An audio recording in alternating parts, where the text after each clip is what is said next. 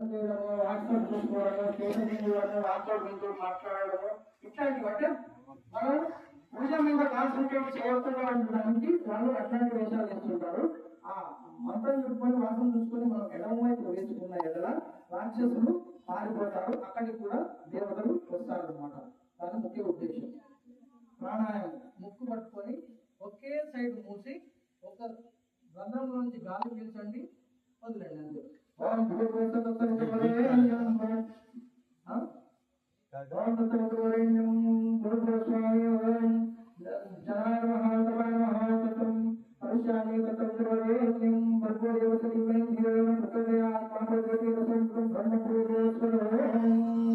ఇదే పూజ చేసేటప్పుడు ఇక్కడ ఉన్న ఈ ద్రవ్యాల వలన వాటి వలన క్లోజ్ ఏరియా ఉంటుంది కాబట్టి మనకు ఆక్సిజన్ సరిగా అందదు, అందుకే చెమటలు పడతాయి.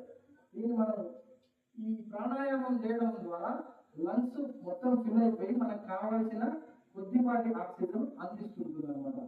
నెక్స్ట్ సంకల్పం.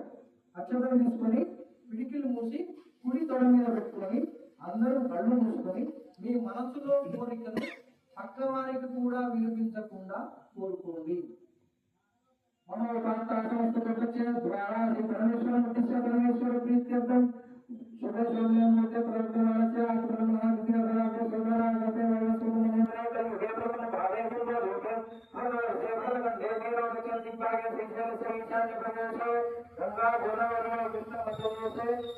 లక్ష్మీ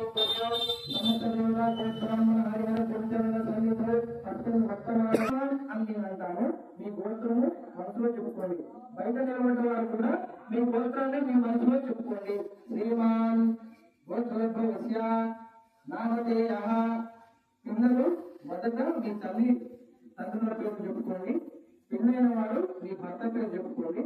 ఇక్కడ ఉన్నవారు కూడా అలాగే చేయండి. నామధేయస్య శ్రీమతః. పిల్లైన పురుషులు వాళ్ళ. పితృభ్యః. పిల్లలు మీ నాన్నగారి పేరు తలుచుకోండి. మాతృభ్యః. మీ అమ్మగారి పేరు తలుచుకోండి. స్వీయనామః. మీ పేరు తలుచుకోండి.